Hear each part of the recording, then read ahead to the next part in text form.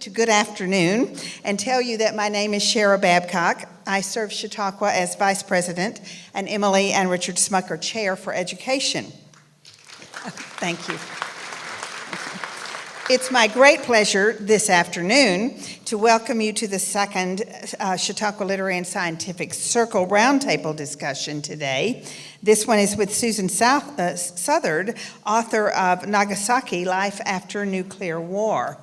And I only have one announcement since I've already made one, and that is that, as is our custom, Ms. Southard will be available for a book signing immediately following this presentation on the porch of the Literary Arts Center at Alumni Hall, which is the building across the grove from this venue.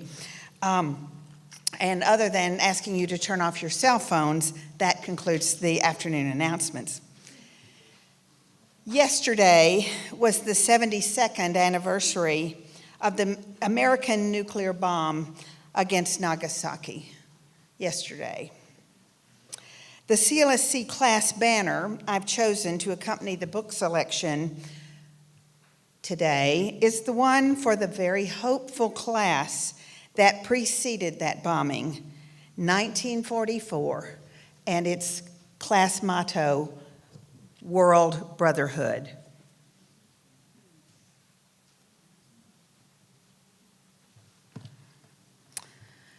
Ms. Southard's book, published on the 70th anniversary of the bombing in 1945, Nagasaki, takes readers from the morning of the tragedy to the city today, detailing the lives of survivors and their accounts of the event. The enduring impact of the war is seen through both their stories and Ms. Southard's research of the challenges faced in post-atomic atomic life. Ms. Southard's work has appeared in the New York Times, the Los Angeles Times, and Politico. Nagasaki was the recipient of the 2016 Lucas Book Prize and the 2016 Dayton Literary Prize, and was a finalist for the 2016 Chautauqua Prize. Ms. Southard is also the founder and artistic director of the Phoenix-based Essential Theater, now in its 27th season. So, ladies and gentlemen, you who fear the nuclear option, you who believe the bomb ended the war, you who believe the bomb was wrong, patriots, defenders, dissenters, please join me in welcoming Susan Southard to Chautauqua.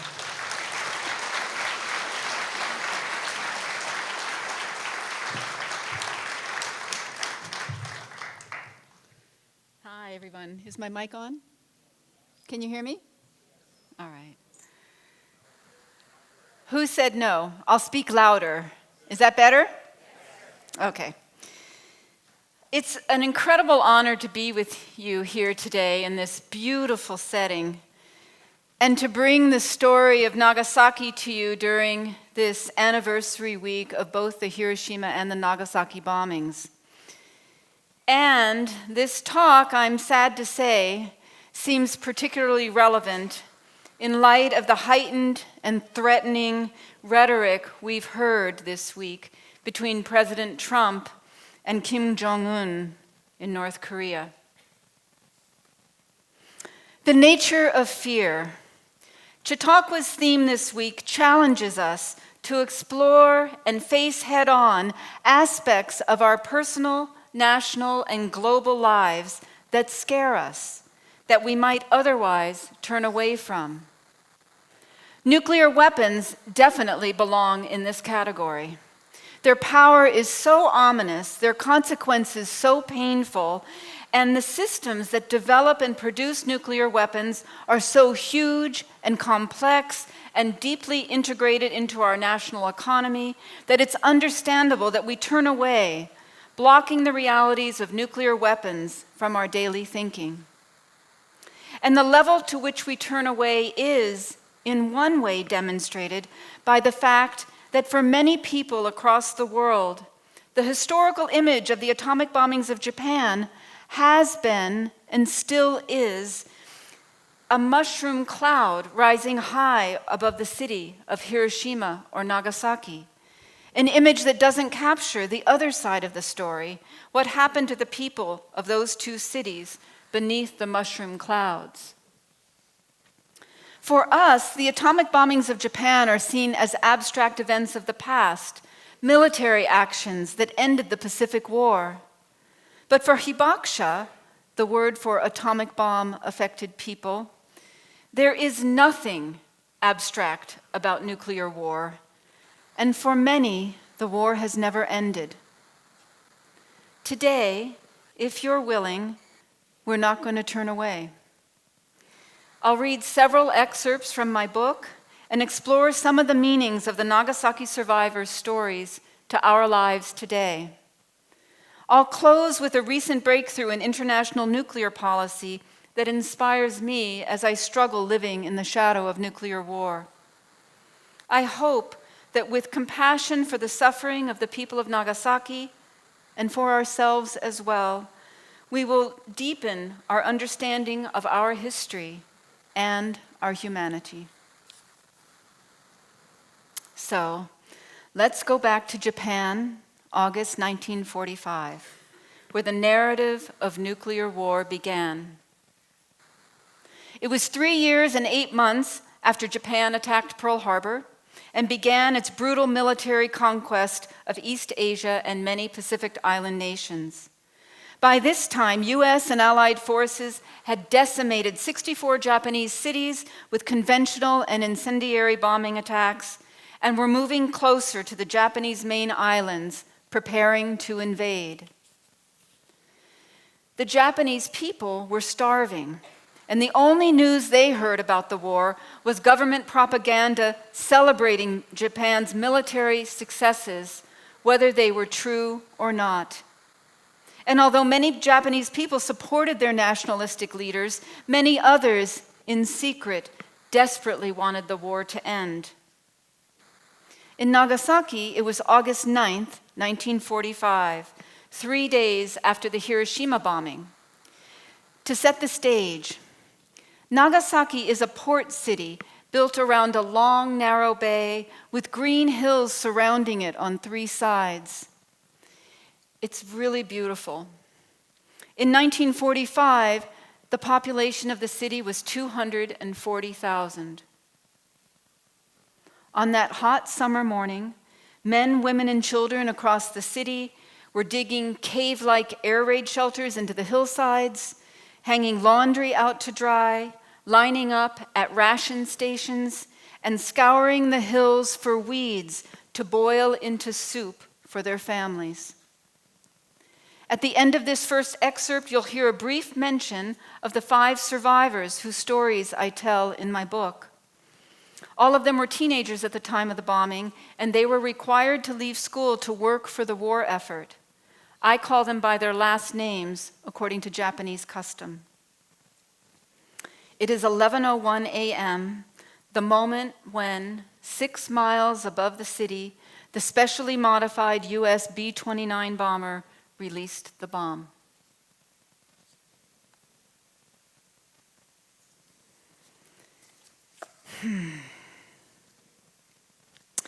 The 5-ton plutonium bomb plunged toward the city at 614 miles per hour.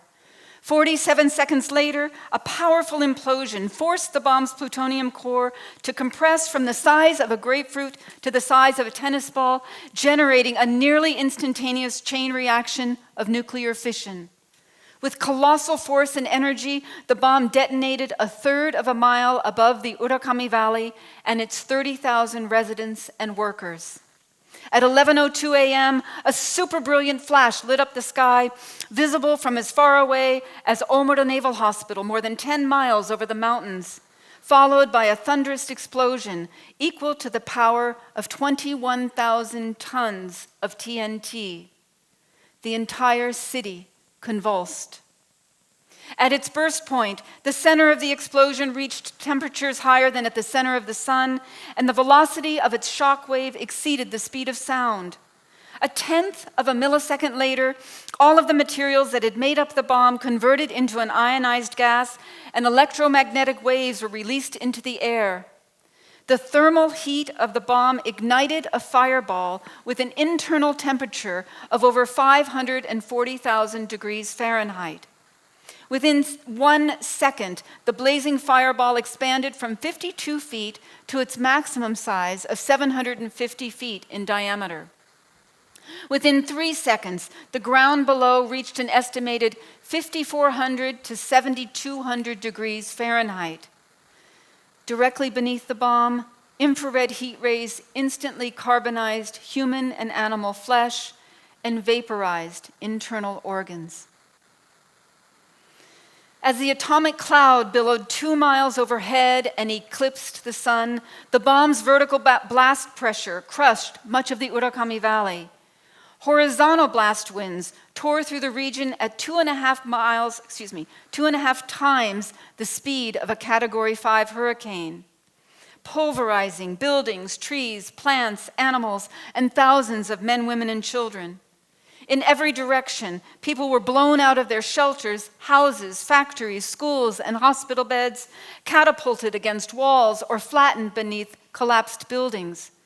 Those working in the fields, riding streetcars, and standing in line at city ration stations were blown off their feet or hit by plummeting debris and pressed to the scalding earth. An iron bridge moved 28 inches downstream. As their buildings began to implode, patients and staff jumped out of the windows of Nagasaki Medical College Hospital, and mobilized high school girls leapt from the 3rd story of Shiroyama School, a half-mile from the blast. The blazing heat melted iron and other metals, scorched bricks and concrete buildings, ignited clothing, disintegrated vegetation, and caused severe and fatal flash burns on people's exposed faces and bodies. A mile from the detonation, the blast force caused 9-inch brick walls to crack, and glass fragments bulleted into people's arms, legs, backs, and faces, often puncturing their muscles and organs. 2 miles away, thousands of people suffering flesh burns from the extreme heat lay trapped beneath partially demolished buildings. At distances up to 5 miles, wood and glass splinters pierced through people's clothing and ripped into their flesh. Windows as far as 11 miles away shattered. Larger doses of radiation than any human had ever received penetrated deeply into the bodies of people and animals. The ascending fireball suctioned massive amounts of thick dust and debris into its churning stem. A deafening roar erupted as buildings throughout the city shuddered and crashed to the ground. It all happened in an instant, 13-year-old Yoshida remembered. He had barely seen the blinding light half a mile away before a powerful force hit him on his right side and hurled him into the air. The heat was so intense that I curled up like surume, dried grilled squid, he said. In what felt like dreamlike slow motion, Yoshida was thrown backward 130 feet across a field, a road, and an irrigation channel, then plunged to the ground, landing on his back in a rice paddy flooded with shallow water. Inside the Mitsubishi Ohashi weapons factory, Do Mineko had been wiping perspiration from her face and concentrating on her work when pato, an enormous blue-white flash of light burst into the building, followed by an ear-splitting explosion. Thinking a torpedo had detonated inside the plant, Do threw herself onto the ground and covered her head with her arms just as the factory came crashing down on top of her.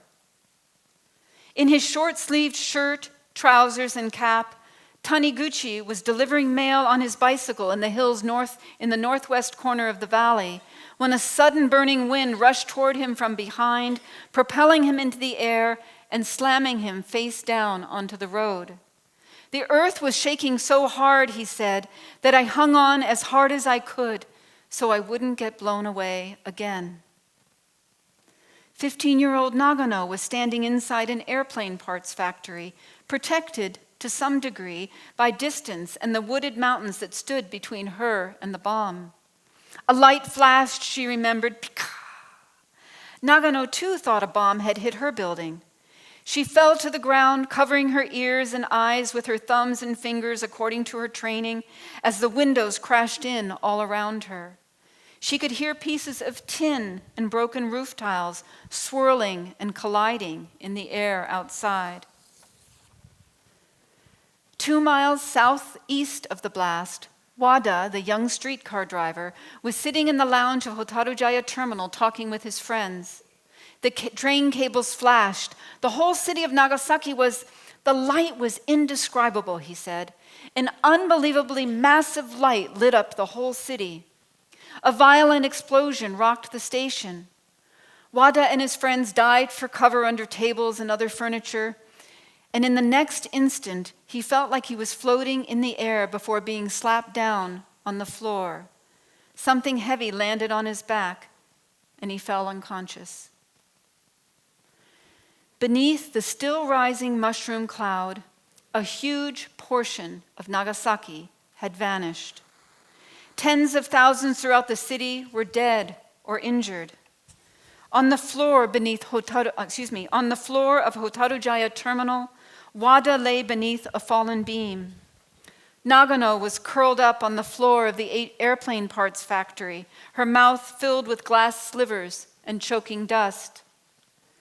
Do lay injured in the wreckage of the collapsed Mitsubishi factory, engulfed in smoke.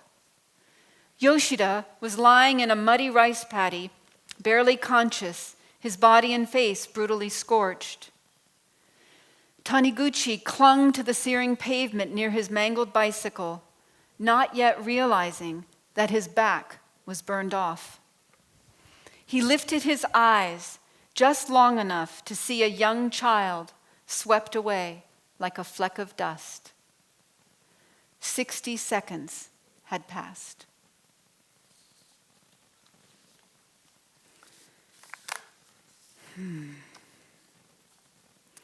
I know this material well, but it's still hard to read. My next excerpt describes the first signs of radiation-related illnesses in Nagasaki. You'll hear the name Dr. Akizuki. He was a young physician and director of a 70-bed tuberculosis hospital in Nagasaki, and he's a secondary character in the book.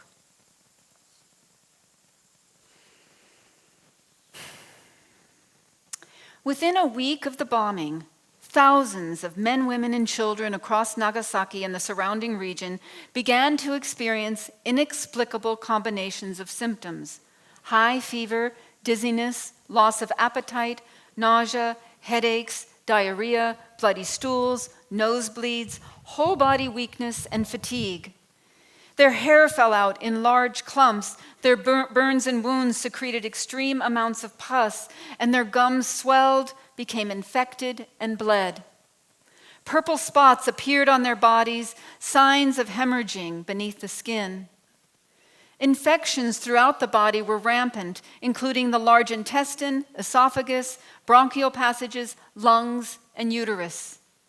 Within a few days of the appearance of their initial symptoms, many people lost consciousness, mumbled deliriously, and died in extreme pain. Others languished for weeks before either dying or slowly recovering. Even those who had suffered no external injuries fell sick and died. Some relief workers and victims' family members who had come into the hypocenter area after the bombing also suffered serious illnesses. Fear gripped the city. As the pattern of symptoms, illness, and death became clear, some people pulled on their hair every morning to see if their time had come. At first, Dr. Akizuki and the other physicians suspected dysentery, cholera, or possibly some form of liver disease. Others thought the illness was due to a poisonous gas released by the bomb. By August 15th, however, that's 6 days after the bombing, when Japanese scientists confirmed that an atomic bomb had been dropped on Nagasaki, physicians deduced that what had appeared to be an epidemic killing their city was somehow related to radiation contamination. This discovery was helpful in ruling out contagious diseases and other conditions, but it did nothing to minimize the mystifying confusing, and terrifying truth about the invisible power of the bomb. People died koro, one after another. Dr. Akizuki likened the situation to the Black Death pandemic that devastated Europe in the 1300s. Observing the cremations taking place in his hospital yard, he wondered if his body too might soon be burned. Life or death was a matter of choice, of fate, he said, and the dividing line between the man being cremated and the doctor cremating him was slight. A second wave of radiation illnesses and deaths swept through the city in late August and early September and continued through early October. Dr. Akizuki and his whole staff came down with nausea, diarrhea, and fatigue, which, he remembered, made me feel as if I had been beaten all over my body. From Dr. Akizuki's perspective, from his burned-out hospital on top of Motohara Hill, death carved a clear geographical path. The first people who suffered and died from radiation-related illness were living inside an air raid shelter at the bottom of the hill, which was closer to the hypocenter. The illness then climbed the hill, killing people in relative order according to their distance from the atomic blast. When the next tier of people grew sick, they were carried to the hospital grounds by their neighbors who lived farther up the hill, and the distance between the homes of the sick and the hospital became shorter and shorter. The Maekawa family, the Matsuokas, and then the Yamaguchis were attacked by radiation sickness, Dr. Akizuki remembered. I named this widening advance of the disease the concentric circles of death. He watched as his neighbor, Mr. Yamaguchi, lost 13 family members from atomic bomb sickness. After each death, Mr. Yamaguchi carried the body to the cemetery, dug a grave, and called for a priest. After each ceremony, he returned home to care for the remaining family members, all of whom had fallen ill. They are dying one by one, he told Dr. Akizuki. Who will send for the priest when I am dying? Who will dig my grave when I am gone?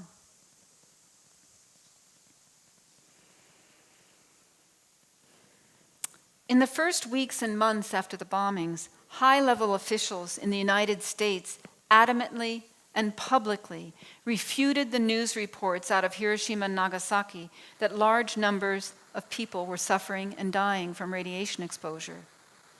In late August and early September, for example, General Leslie Groves, director of the Manhattan Project where the atomic bombs were developed, tried to deflect public discussion about the bomb's radiation effects by insisting on the lawfulness of the bomb's use and their decisive role in ending the war.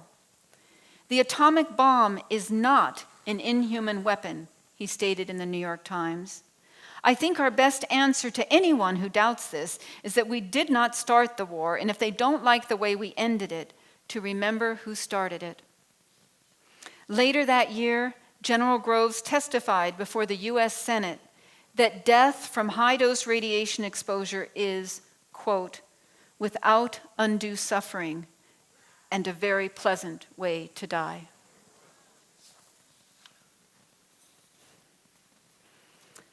The casualty count in Nagasaki by the end of 1945 was 74,000 dead, 75,000 more injured and irradiated. But the radiation effects on survivors didn't stop there. Over the first 9 months after the bombing, pregnant women whose fetuses had been exposed in utero suffered spontaneous abortions, stillbirths, and infant deaths. And many babies who survived birth developed physical and mental disabilities. People with visible scars and long-term hair loss stayed hidden in their homes for years, afraid to be seen. And then, starting in 1948, 3 years after the bombing, leukemia and other cancer rates spiked, killing countless more hibakusha, and initiating a cycle of surging cancer rates that would last for decades. The atomic bomb, from the survivors' perspective, had burned their bodies from the inside out. Adult hibakusha experienced job and marriage discrimination from employers and potential marriage partners who rejected them because of their long-term health prospects. So many hibakusha hid their identities as survivors, sometimes even from their spouses and children. And in this atmosphere of secrecy, they did their best to redefine normalcy in the aftermath of nuclear war. Parents exposed to radiation at the time of the bomb feared not only for their own lives, but for their children's. Both children exposed to radiation at the time of the bombing and those born even long after, because of feared genetic defects as a result of their parents' radiation exposure.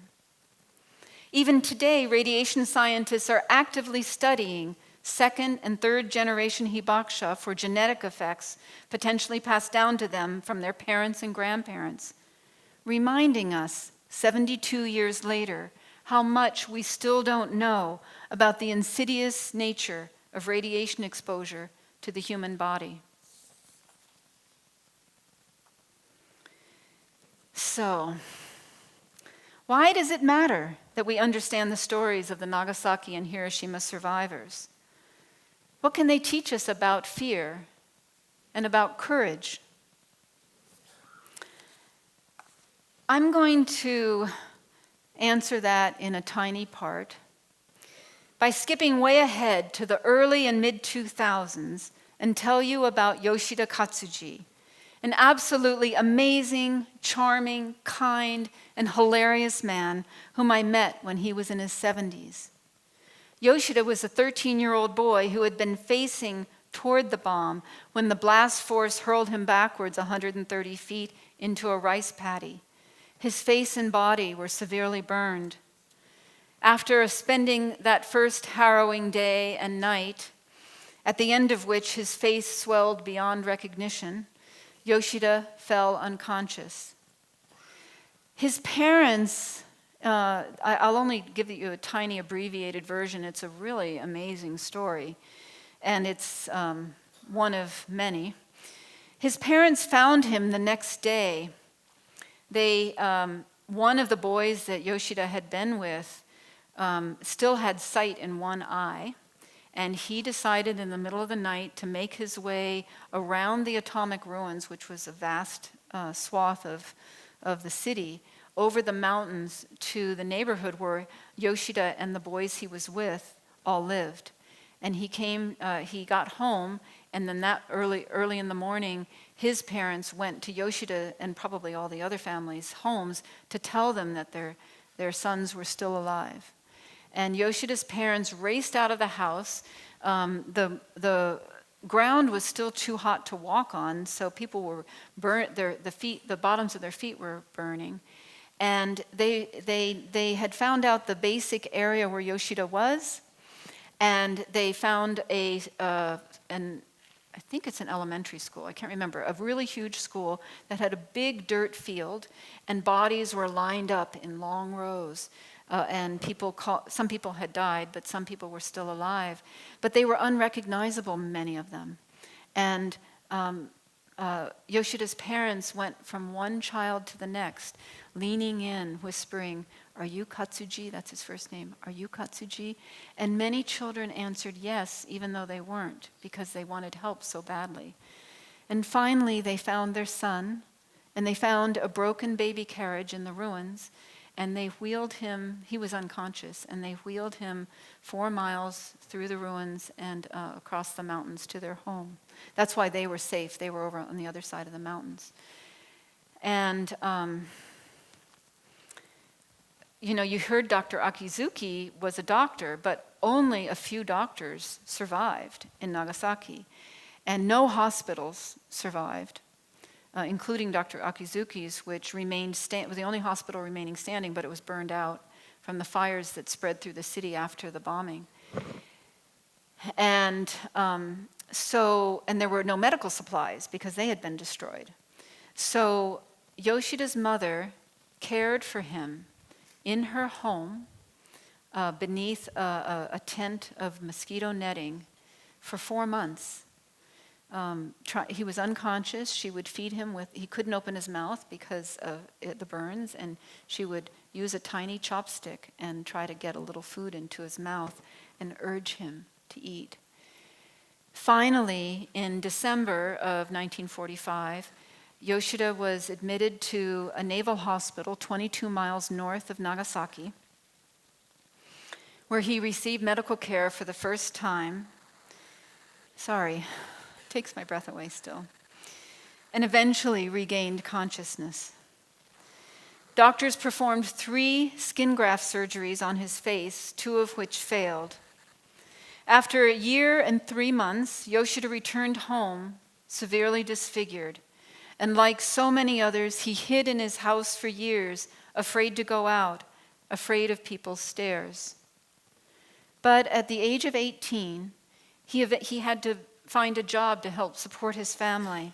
And he got work stocking inventory in the warehouse of a grocery wholesaler out of public view.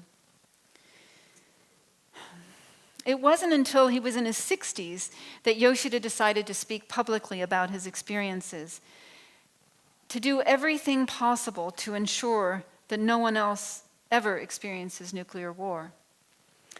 Here is the story of Yoshida's first time telling his story and how he speaks to children about his experiences.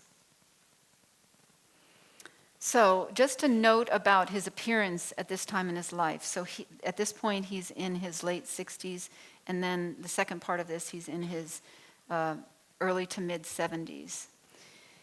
Scar tissue covers his face and neck. This is what's visible. And his left ear is shriveled. He lost his right ear it melted while he was recovering. And it melted at the time and then it fell off later. And so he wears a large black patch to cover the place where his right ear had been. And it's attached to his head with a black elastic band that comes down beneath his chin, up the other side of his face, and over his nearly balding head. When he smiles, his mouth is crooked, revealing very misshapen teeth. And he wears large framed glasses.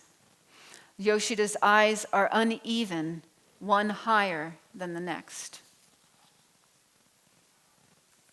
So this is the reading. Although Yoshida admired the hibakusha who chose to speak publicly and thought of them as pioneers, he himself remained silent. I was shy to be in front of people, especially women. Everyone looked at me like this. He grimaced. I didn't like it.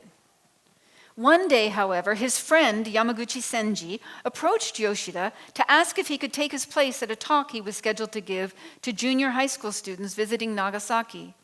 Yoshida agreed, but when he arrived at the site and saw all the students staring at him, he immediately regretted it.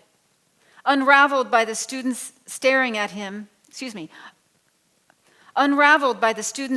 of making eye contact with him and what he thought was their revulsion, Yoshida stood before them and told them his story.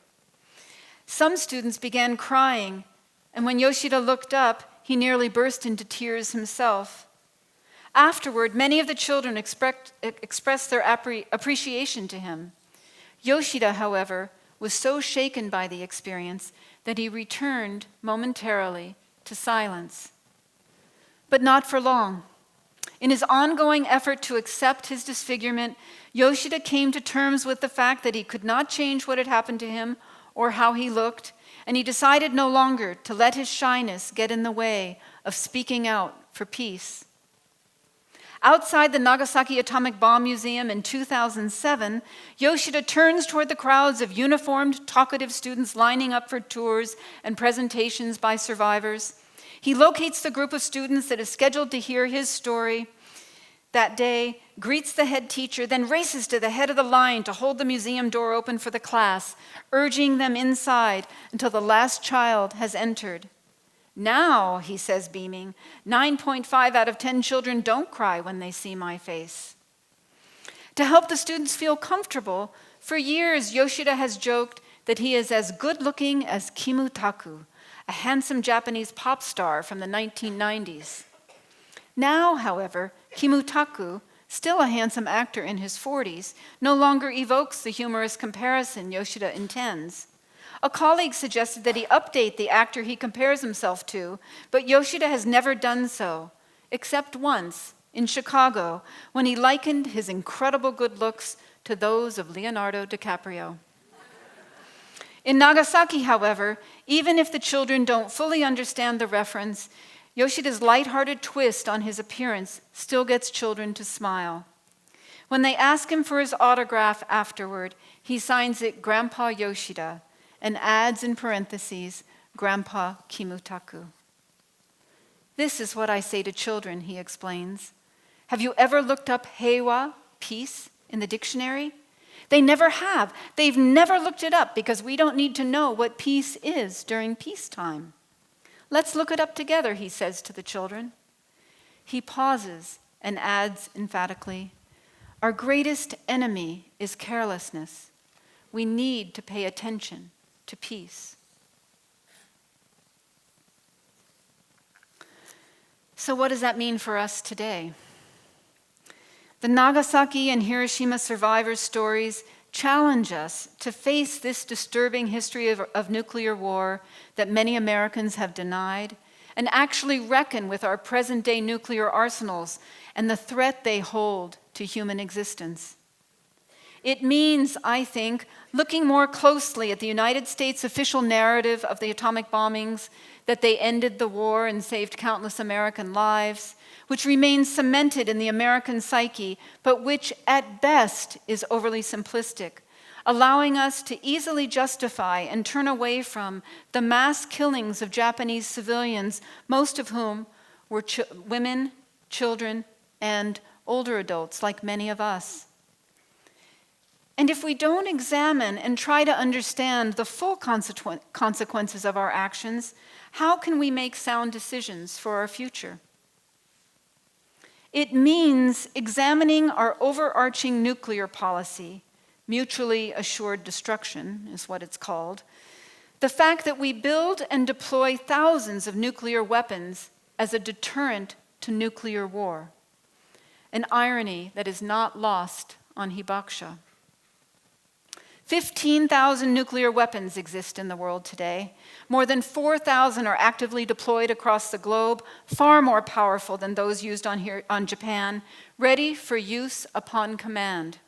Their existence alone establishes the possibility of their use, not to mention the inflammatory remarks about nuclear war being hurled between nations this week. Whether by intentional military choice, nuclear accident, or an act of terrorism, today we face an extremely high risk of far worse humanitarian and environmental disasters than Nagasaki and Hiroshima.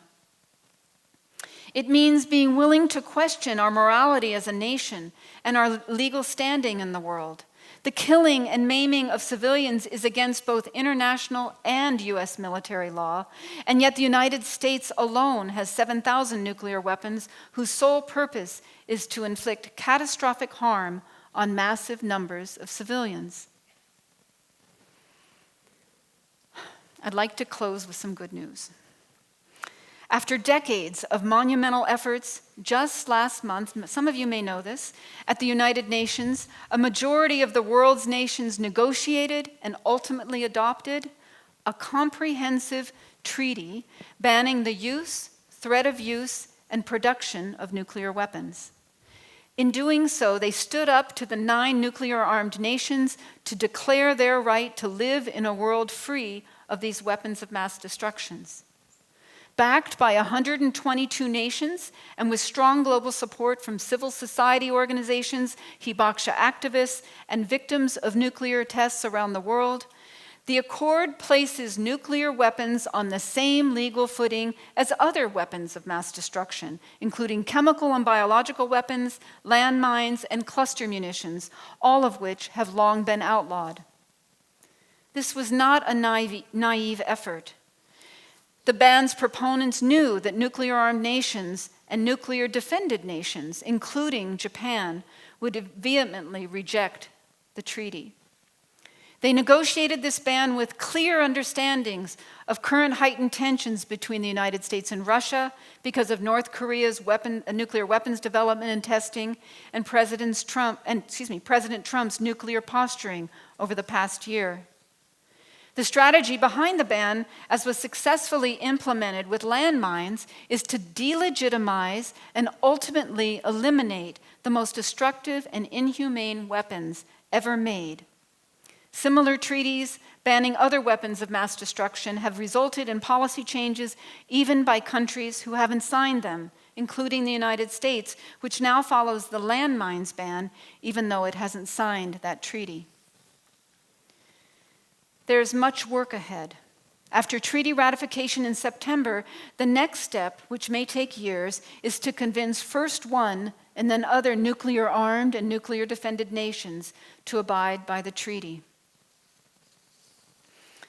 After a 72-year reign of nuclear terror, these nations and activists from across the world have faced head-on the realities of nuclear weapons and the power of nuclear-armed nations, trying to bring the narrative of nuclear war that started in 1945 to a close.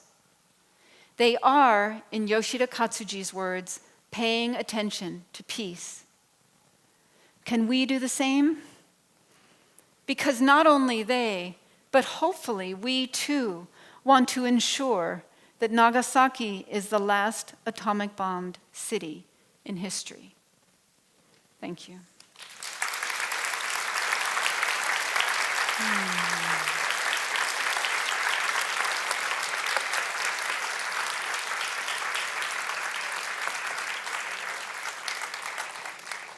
How does it work? Sorry. How does it work now? Will you be up there? Or will I be? Stand up and tell people. I have a mic here, have so. questions. There are microphones on either side. We will go from one side to the other, and this is a time for questions. Real questions.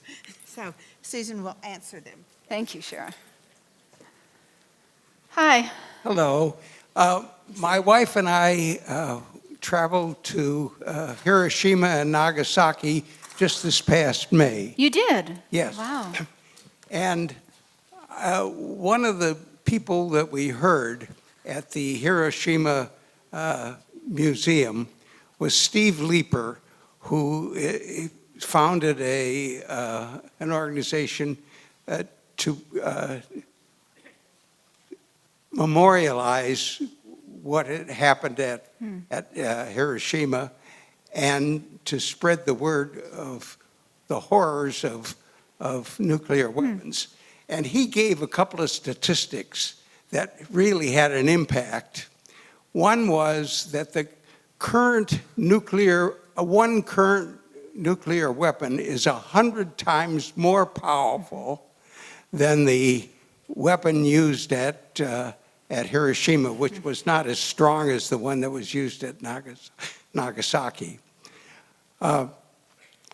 That if one of those bombs was dropped on a city, it would destroy an area in the circumference of 2.5 miles, absolute destruction, and that the radiation sickness that would be spread would be survivors would be unable to get help from the outside because of the terrible radiation danger. And if 5 of those bombs were dropped, it would throw so much I'm going to interrupt you for a minute. They're asking what your question is. Well, I think this is an important statistic. It would throw so much waste into the atmosphere that the earth could not produce food anymore. Now, do you agree with those kind of statistics? I am not well studied in the power. I know that the 100 times I know. I have not studied well the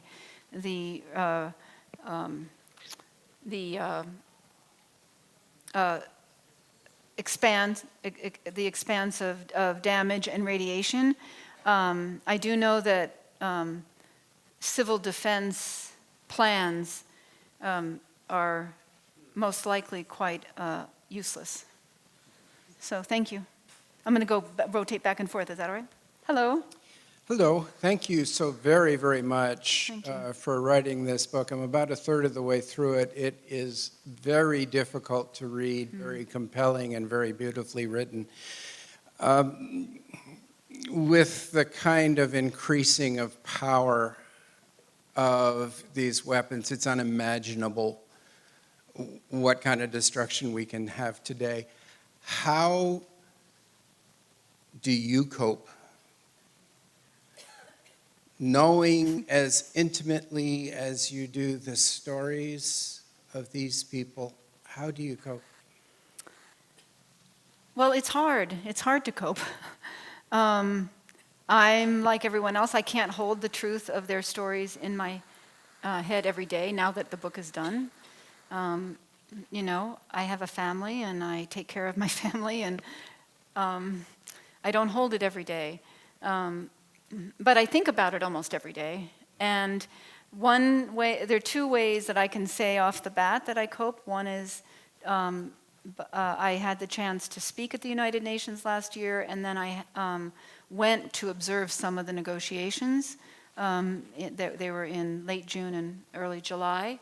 And it was very amazing to be in the UN chambers and see all of these foreign ministers and delegates from many, many nations working vigorously to figure out a way to agree on a nuclear weapons ban treaty. That was very inspiring to me. The other way, it helps me to tell their stories because it connects me to the survivors' humanity. There was one other way, but I can't remember now. Oh, I just wanted to say that I've been trembling a lot this week. I haven't been able to sleep well, and so I'm trying to find a way to cope this week. Thank you very much. So we'll go back here. I also enjoyed your, I haven't read your book yet, but I'm sure I will. But Thank you. I wanted to tell you and ask you a question, but I have to tell you my late husband served in World War II in the Navy in the Pacific. He landed in Sasebo just a few days after the bomb was. For those of you who don't know, Sasebo is the naval base north of Nagasaki. Maybe 50 miles? I'm not sure. I'm not sure the distance. I just know that he told me that. And they made their way into Nagasaki. Wow. Several days, I don't know exactly how many days it was, into Nagasaki, and after the war he came home and everything was fine. Eventually he got myasthenia gravis and didn't relate it at all. Can you tell us what that means? It's a autoimmune disease that affects the muscles and the nervous system. It was what Onassis died from. So anyhow, when he got it, we made no connection to the dropping of that bomb or his being in Nagasaki. But he was contacted by some friends in Philadelphia who also were with him at the time, and they all ended up with autoimmune diseases. They contacted the Navy and the VA and were told that because it was several days after the bomb was dropped, that it had no connection to the bomb. So my question to you is, how long does that nuclear, whatever it is, dust, garbage, I don't know what to call it, how long does that last in an area? Well, let me try to answer that question. Did everybody hear the question? The U.S. scientists came in to Nagasaki a week before the occupation troops were scheduled to arrive to make sure it was safe. They did that in Hiroshima as well. And they took radiation measurements, and this is the only data we have, and deemed they were slightly higher than normal, but deemed within the safe range. And that was about, let's see, that would have been, they came in like September 20th-ish, so the week before that. So it would have been 4 to 5 weeks after the bombing. And I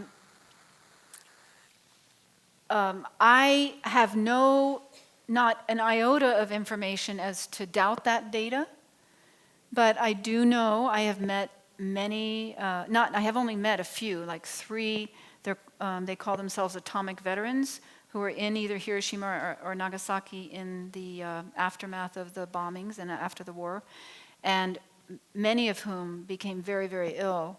And so I do know about it, but I don't know anything beyond what the scientific data says as far as how long the radiation lasts in the environment.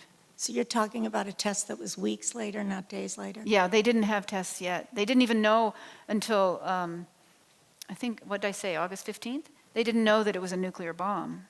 You know, the infrastructure of Japan was destroyed, so after the Hiroshima bombing, it took 3 days for the team of scientists from Tokyo to get down to Hiroshima, which isn't that far, but because of the infrastructure, it took a long time, and then Nagasaki is way further. So after the Nagasaki bombing, it took 5 or 6 days to get down there. And by then they knew, they had heard from Truman that it was an atomic bomb. Yeah, thank you. I'm very sorry about your husband's illness. Let me go this way. Hi. I think the comments just made is a perfect segue into what I call the white knuckle part of your book, where my anger, my rage about the American government's response to the dropping of the bomb is a war crime, as far as I'm concerned. It was horrific. It was contempt for human life.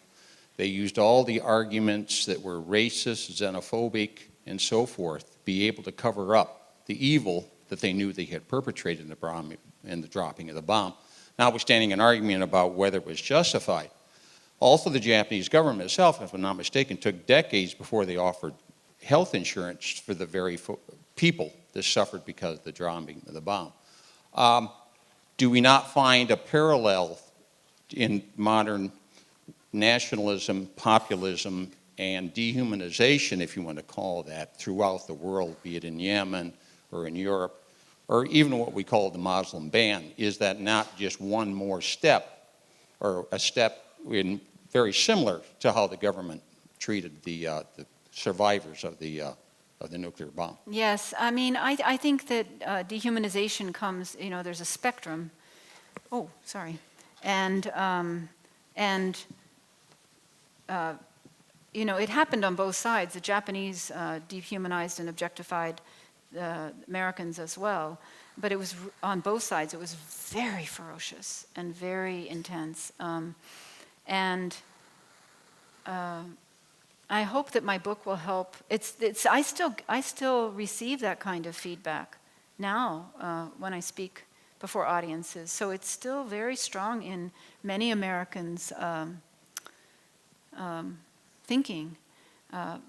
So may we all understand the humanity of it doesn't mean that we have to let someone hurt us, but the humanity behind many people that we label. Do we have time for more? Yes, let me just say something. I think because we have about 4 more minutes and we have 4 people standing, let's make sure that these are the last 4. Okay, all right. And let's try to then move quickly to the questions if we can. Hi. Yes, I take no exception to the tragedy, to the destructiveness of the bomb. But my question for you is that I've studied this pretty extensively, and Kokura was the preferred site to be bombed, and because of weather overlay, the plane went on. Actually, Kyoto had been on the list. Unfortunately, Kyoto was taken off the list of possible bombs. Mm-hmm. Did you hear any discussion about the randomness of how that happened to be Nagasaki instead of Kokura? Was that ever brought up in any of your? Yes, I talk about it in the book because I didn't read it all now, but I have a parallel narratives of the boxcar which carried the nuclear bomb, the B-29 that carried the bomb, taking off from Tinian Island in the South Pacific, and what was happening in Nagasaki that night, and the parallel narratives until they get to the... No, I did just want to make a comment. Yeah, it was, just so people know, Nagasaki was not the first bombing that day, not the first target. It was intended to be another city about 150 miles northeast of Nagasaki, but it was covered in clouds, and they were ordered to deliver the bomb by visual sighting. Thank you. Oh, let me go here and then I'll come back I'm a to you. little short, I'm not, can you hear me? Yes, thank you. I'm only about halfway through the book, so you may have addressed it already, and by the way, it's a very hard book to read, and thank you. What did the survivors, have you had any feedback from them when the Yokoshima, the power plant, this last, from the tsunami, how has that affected the country's reception of them? Oh, I did it again. I almost fell off. I have a platform here. Sorry. Okay, you're asking whether I know about the survivors' response to to Fukushima? Yes, right. I was not in Japan at the time of the. Well, I did go one other time after the tragedy there, and I didn't speak with them about it because I had so much work to cover for the book, except that I did hear from a number of the survivors that the whole city was shaking. You know, it was a very intense experience for them, knowing that the radiation had been released yet again in Japan. So that's, I'm sorry I can't tell you more, but that's as far as I know. Thank you. And then we have Scott. Hi. Hi. It's a tremendous book, you know, for a lot you. of hardest reasons. And I just, in reading the write-up on it today in the Daily, it said, there, early in the write-up, it said that, you know, you struggled with confidence in producing this history. Mm-hmm. And I don't think it's hard for folks to kind of appreciate the courage it takes to tell a history like this when it's other people's, you know, personal narratives and there's so much complexity to it. What helped you to kind of get the confidence that it must have taken to kind of finally bring this out to the rest of us? Insanity. I mean, it's a hard story to be with. For so many years, it took me 12 years to finish the book. But it was really not as hard as it might have seemed. I mean, it was hard at times, and I just would have to stop or I'd just break out crying. But most of the time, my love and care for the people that I knew in Nagasaki was that was my present day experience. So, and I knew that they came through it, and I wanted readers to know them in the present day as well, and to know them in the present day based on what they had lived through. So that kept me going, and also the fact that I was shocked when I first decided to enter this project that no book had covered the enduring impact of nuclear war on the survivors of either city, and I felt like it was a really important story to be known. So that also helped me have a bit of a driving force. And then there's getting the publisher. When the publisher bought my book, Viking, and I was very late in getting it in, 3 years late. So there's intense motivation there too. Thank you. I think, is it all right if we take one more? Okay, hi. I am just thinking, every day we sit here, there's a fool in Washington who is getting us closer and closer to repeat the same experience. And as we sit here calmly thinking about the abstruse idea of, I'm just wondering, is there any movement, is there any suggestions you have about how we can impress this brainless idiot, how we can stop him from the kind of perilous foolishness that lives inside that head of his? Thank you.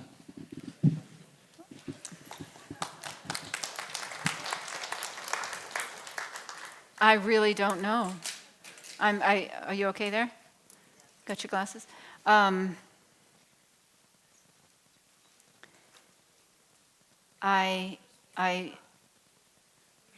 you hear me? Did you hear the question? Okay.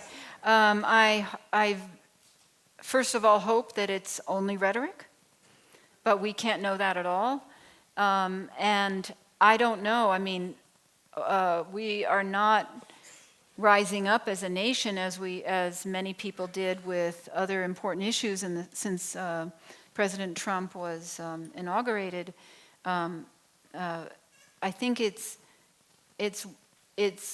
the most important thing is for us, anyone who doesn't want to see a nuclear weapon used. Of course, we don't want North Korea to use it, but we don't have control over that except perhaps to not antagonize that nation. And then we don't want our nation to use it. If we don't want to see that happen, we have to get very concrete about, I mean, it's so big, this issue of nuclear weapons, and it's so ingrained in our national identity that it's very difficult. So I think about it every single day, and I haven't found an answer yet, except to keep talking about it. Thank you. Thank you so much. Thank you. Thank you.